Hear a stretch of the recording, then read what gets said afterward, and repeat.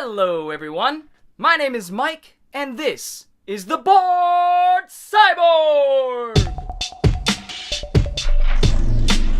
Superhero movies are pretty rad, and in the modern age, there's absolutely no shortage of them. They've displaced the action blockbusters of the 80s and 90s, and stand tall as the dominant genre in modern cinema. We get a good handful or two, or three, every year at this point, and I'm admittedly pretty burnt out. How dare he say that? The superhero has been studied, parodied, and deconstructed, but still there doesn't seem to be an end in sight. Which is fine. I do enjoy a good modern superhero movie every now and again, but when nostalgia punches me in the soul, I find it impossible to resist. Growing up in the 90s, we didn't have the menagerie of superhero and comic book films like we do now. And the majority of the ones that we did get were panned by critics and failed to catch on. As a kid during the 90s, I watched every single superhero film that I could get my hands on, and I have fond memories of each and every one of them. So today, I'm going to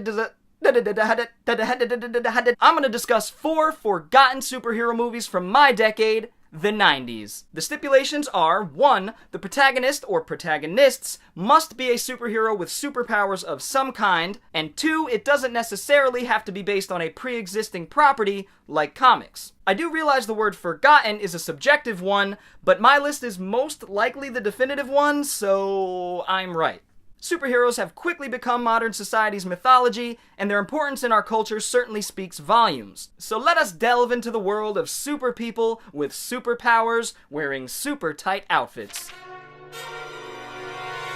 The first film up is Russell Mulcahy's The Shadow, starring Alec Baldwin. The Shadow was one of the earliest examples of the American superhero. It all followed with serialized radio dramas and followed a war-torn man who falsifies his death and wages war against crime in New York City. The dramas went on to spawn everything from novels and comics to serials, television shows, and even video games. The Shadow was a huge inspiration for Batman, who is now arguably the most popular of all superheroes. And once Tim Burton's Batman proved financially and critically successful, it opened the door for many more comic book and superhero movies to be produced. And that leads me to The Shadow, released in 1994. Alec Baldwin plays the titular character, who is also known as his alter ego, Lamont Cranston. The story picks up in a really interesting place where our protagonist has succumbed to the darkness in his heart following World War I. He's a straggly, unkempt, opium-whipping warlord who goes by the name of Yin Ko. Soon after, he's abducted by a mystic Tulku and given a chance at redemption. He's trained in martial arts for 7 years, but is also trained in the arts of deception and telepathy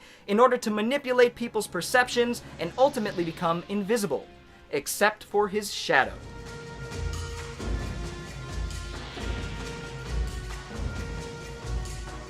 The story feels familiar in many ways, mostly due to its connection to Batman, but Mulcahy's distinct atmospheric style of directing aesthetically sets it apart from Burton's Batman and the other wannabes of the time. Alec Baldwin plays the Shadow well, and I really don't have any complaints about his performance. Cranston is very Bruce Wayne-ish, but there's a distinct look of madness in his eyes which we don't often see in Bruce Wayne. The villain, a descendant of Genghis Khan named Shiwan Khan, is played by John Lone, who honestly fails to sell the character. Sadly, he is one of the weaker aspects of the film, but he does wreak a good amount of havoc.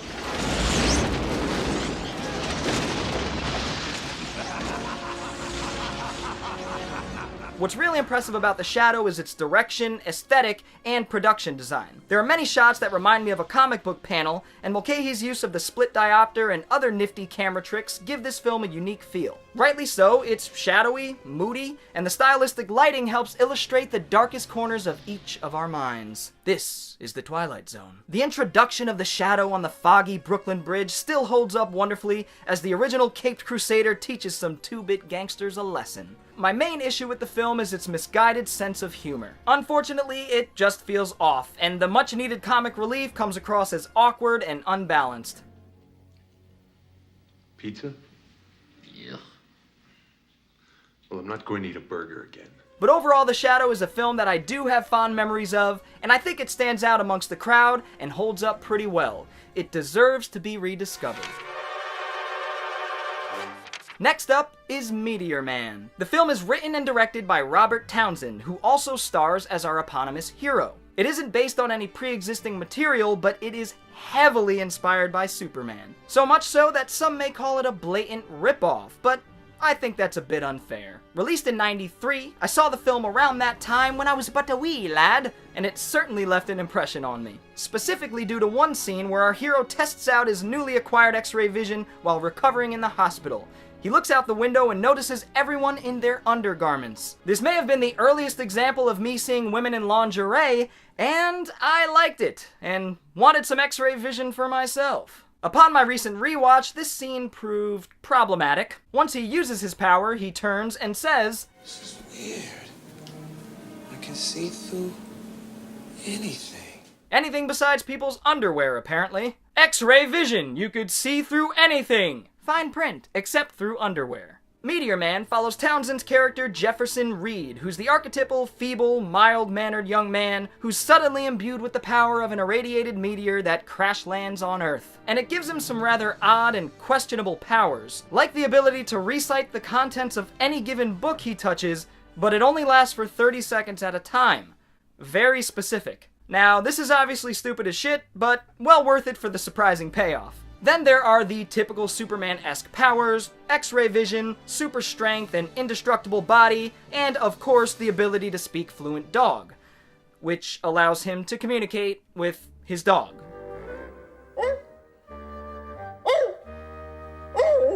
You know, typical stuff. Once he gathers up the courage to become a true hero, he uses his powers to stomp out crime in his community. This is mostly being carried out by the Golden Lords, who are fly as shit and collectively have bleached their hair. Eminem must have been a big fan of Meteor Man.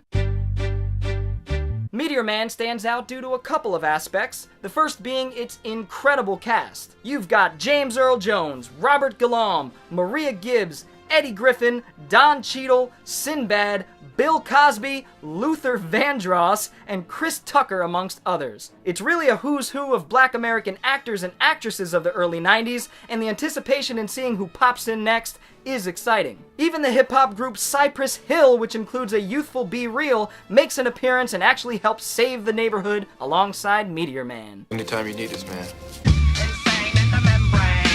The film is an action comedy, but it's seldom genuinely funny, as most of the jokes just come across as cheesy, albeit in a fun way. The film doesn't especially look or sound great, and the cinematography, editing, and score definitely leave something to be desired, but what makes Meteor Man well worth the time is its heart. Robert Townsend likely conceived and nurtured his idea in an attempt to give inner-city kids someone to look up to, and I feels that. And although Meteor Man never caught on, I believe it still represents that idea. Most importantly, it's fun, and it's even fun for the whole family. Meteor Man isn't a great film, and it never does anything to even attempt reinventing the wheel, but I think it's a solid superhero movie with good, honest intentions, a sound message, and a big muscle mass of tissue at the center of its chest. And I'd still like that X-ray vision, please.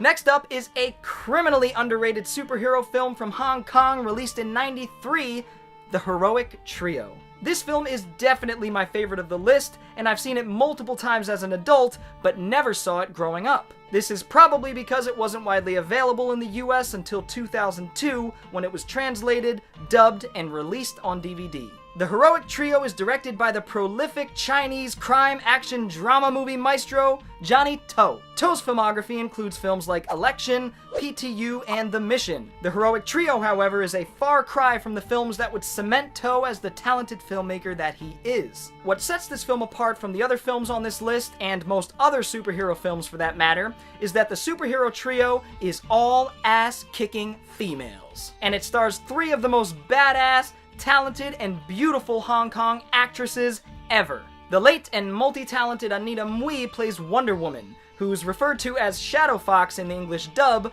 for reasons that could go unsaid. She's a stoic, crime-fighting vigilante that wields a sweet, collapsible sword and flings butterfly-shaped throwing knives. Next up is Thief Catcher, played by Maggie Cheung. She is my favorite character of the trio, and her spirited attitude and her lackadaisical and cocky approach to crime fighting is such a breath of fresh air. Lastly, there's Invisible Woman, who is played by one of my favorite actresses of all time, the amazing Michelle Yeoh. Her arc is an interesting one, since for the majority of the film she acts as the right hand of the antagonist, Evil Master. Gotta love that generic-as villain name. It sounds like a name my 6-year-old self would have come up with and probably had been pretty proud of. Mom, look at me! I'm the Evil Master! Hiya! Hiya! So Evil Master forces Invisible Woman to kidnap babies so that he could start an army of Emperor demons. Yeah, her character is sort of the crux of the story in a way. Each of the women have their own plights and stories that are expertly weaved into the narrative through flashbacks, and they all coincide and come together beautifully. But Invisible Woman's is the most tragic and poignant, and her arc the most defined. All of the characters are fucking awesome, even the supporting ones, which include Anthony Wong, who is mostly known for Hard Boiled. All of the above should already have you excited for the film, but what elevates this movie to absolute greatness is the action. It moves at a breakneck pace, and the synergy between the cinematography and the editing is kinetic. It's clear that Chewie Hark, who produced the film, was a huge influence on To's work. He totally understands the silky smooth fluency of Hark's action sequences and what makes them work, and he nails every single one of them on the head. There's a ton of exhilarating wire and stunt work that melts my fucking face off. And yes, I am fully aware of how frequently the wires show, but I don't give a shit. Truth be told, I love everything about the heroic trio. It's hard to articulate, but even though I missed this one as a kid, it instantly smites me and makes me feel like one. It has a similar energy to a lot of Jackie Chan films of the time, and it's such a marvelous feast for the senses. Out of the films on this list, the heroic trio is the one I recommend most. Watch it now! Ah, the sweet, tender stroke of nostalgia.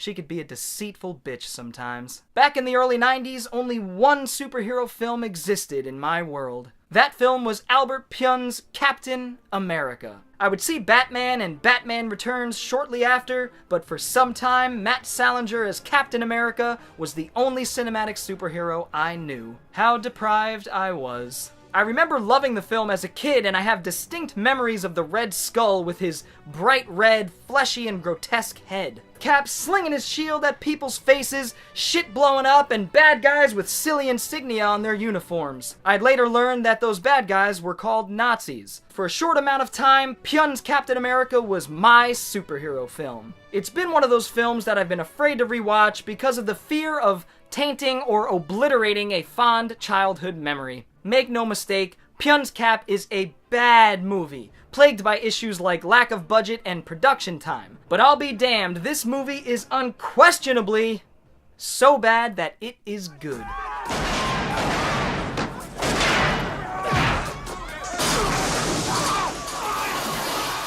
The film serves as an origin story of the famed superhero, and its narrative feels rushed, awkwardly paced, and incomplete. It follows Steve Rogers as a polio-stricken young man who willingly offers himself up as a guinea pig for an experiment that promises him superhuman abilities, which is apparently accomplished by sticking a couple wires into his flesh, which causes the electrical equipment to short out for a minute or so. Ah, the beauty of science. The film actually has a solid cast, with Ronnie Cox as the president, Ned Beatty as his buddy, and Kolchak the Night Stalker as an unscrupulous American general. But the star of the film, the hero of all mankind, is this guy. Holy mackerel. Matt Salinger. Now, doesn't he look like the quintessential superhero? No. No, not even close, not even an itsy bitsy little tiny bit. Now, it's really hard for me to trash him after watching the special features on the Blu-ray. He comes across as a very humble and grateful dude who was honored to play a hero that could potentially inspire kids and adults alike. And to be honest, his portrayal did so for me as a youth. A what? A youth. Oh, you mean youth. But shit, seeing him awkwardly scramble about in one of the stupidest costumes ever put to film, laced with literal fake rubber ears, is a tough thing to bear. He frankly just does not fit the role, or the costume, at all. He's tall and gangling and looks more like a track runner than a superhero. And the dialogue being poo-poo farts in a mason jar doesn't help the matter. And now I send our tortured souls to rest. Speak for yourself. There are some unbelievably awkward dialogue exchanges in this film, like this one. Told you it worked. Thanks a lot, Sam. It's okay. See, we just gotta figure out who it was. Cut and print. Cap's arch-nemesis is the Red Skull, played by Scott Paulin, who does an okay job with what he's handed. He plays an Italian man who was kidnapped by the Nazis as a child and put through a similar experiment, thus becoming the Red Skull. The action sequences are okay, but it's quite obvious that there was a lot of cutting around them due to budget constraints. And they utilize the shield flying through the air shtick ad nauseum.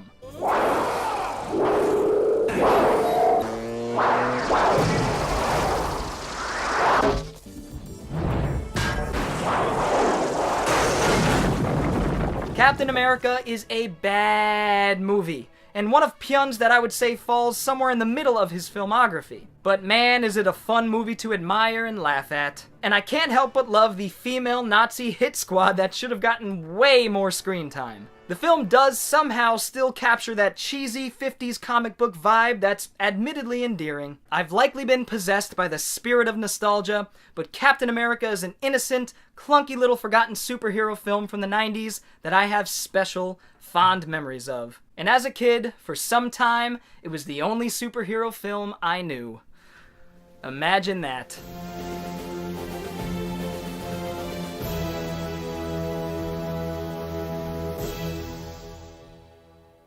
I just want to thank you all for checking out my list of forgotten superhero films from the 90s. I have enough films to do another part or two, so if you guys enjoyed this video, go ahead and give it a thumbs up, and if you're new to the channel, feel free to hit the subscribe button, as well as the little bell for notifications. I'd be curious to know what your favorite 90s superhero film is. It may even be one that I include on a future episode, so feel free to leave that in the comments below. Anyways, guys, I will see you next time.